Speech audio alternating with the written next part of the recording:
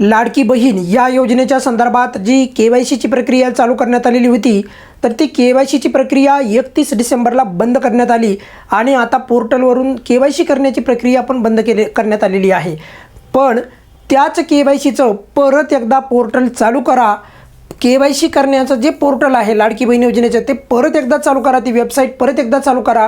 कारण की KYC करण्यासाठी परत एकदा जर पोर्टल जर चालू केलं नाही तर लाखो लाडक्या बहिणींना KYC न केल्यामुळे पुढे येणाऱ्या वेळेमध्ये लाभ बंद होऊ शकतो।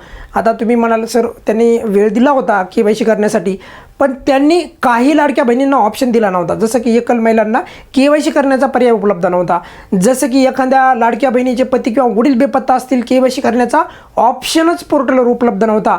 त्यामुळे आणि एकंदरीत ग्रामीण भागामधल्या जे काही लाडक्या बहिणी आहेत तर त्या तेवढ्या शिकलेल्या नसतात, तर त्या कुणाच्या तरी द्वारे KYC करून घेत असतात आणि त्यामुळे त्यांना टेक्निकल अडचणी येऊ शकतात।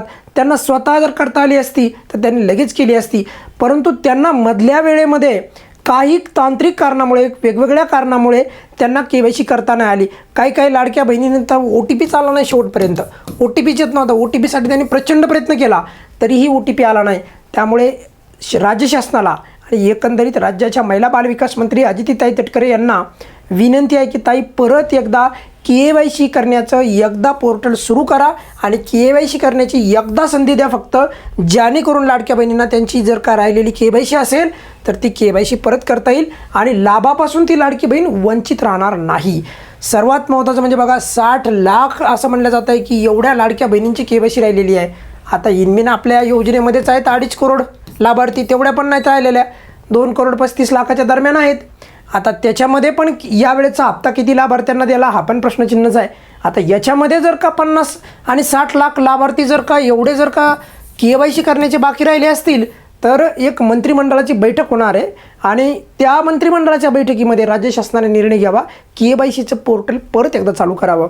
KYCचं जे पोर्टल आहे मंत्रिमंडळाच्या बैठकीमध्ये त्यावर निर्णय घेतला जाऊ शकतो। आता जे काही बैठक होईल मंत्रिमंडळाची तर त्याच्यामध्ये KYC चालू करण्याचे संदर्भात, पोर्टल चालू करण्याच्या संदर्भात परत एकदा KYC पोर्टलवर चालू करण्याच्या संदर्भात मंत्रिमंडळामध्ये बैठकीच्या वेळेस निर्णय घेतल्या जाण्याची दाट शक्यता आहे। त्यामुळे काही लाभार्थ्यांना जर वाटत असेल की नाही 60 लाख लाभार्थ्यांना कुठं अपात्र करता येईल का आणि कोणती लाभार्थी आहेत ते चूप बसतील का, जर 60 लाख लाभार्थ्यांना जर का तुम्ही KYCच्या प्रक्रियेमधून बाहेर टाकलं, हे शक्य आहे का? शक्य नाही। त्यामुळे KYCचे पोर्टल जे आहे परत एकदा चालू होण्याची दाट शक्यता आहे आणि आपल्या सर्वांच्या लाडक्या मंत्री अदितीताई तटकरे नक्कीच त्याची दखल घेऊन त्या देखील KYCचं पोर्टल परत चालू करण्यासाठी पुढाकार घेतील असं मी तुम्हाला या व्हिडिओच्या माध्यमातून ज्या एक थोडक्यात काय तर आपली आशा बाळगू शकतो आणि ते घडेल असं मला तरी वाटतं आहे।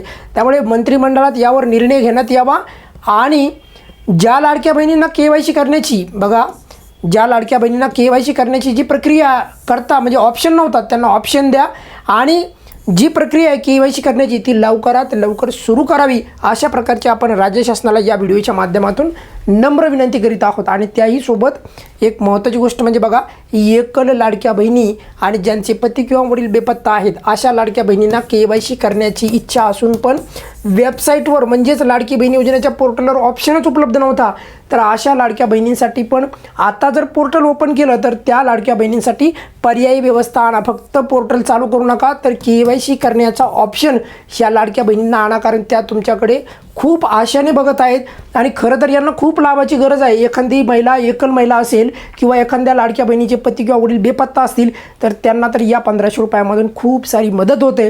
तर त्यामुळे त्या लाडक्या बहिणींना KYC करण्याचा जो आत्तापर्यंत 31 डिसेंबरपर्यंत जो पर्याय नव्हता तर तो पर्याय आता KYCचं पोर्टल सुरू केल्याच्या नंतर तो आणावा आणि लवकरात लवकर एकदा KYCची प्रक्रिया आणि त्याचं पोर्टल परत एकदा चालू करावं, परत एकदा सुरू करावं असं आपण या व्हिडिओच्या माध्यमातून सर्व लाडक्या बहिणींच्या वतीने आपण या राज्य शासनाला जे आहे विनंती करत आहोत आणि नक्कीच त्या मागणीचा जो आहे येणाऱ्या वेळेमध्ये विचार केला जाईल आणि आपल्याला पोर्टल परत KYCचं चालू केलं जाईल अशी आपण जे आशा ठेवू शकतो आणि घडेल तसं असं मला तरी सध्या वाटत आहे आणि नक्कीच घडायला पाहिजे, कारण की काही लाडक्या बहिणींना ऑप्शनच नव्हता, त्यामुळे करावंच लागेल असं मी म्हणेल।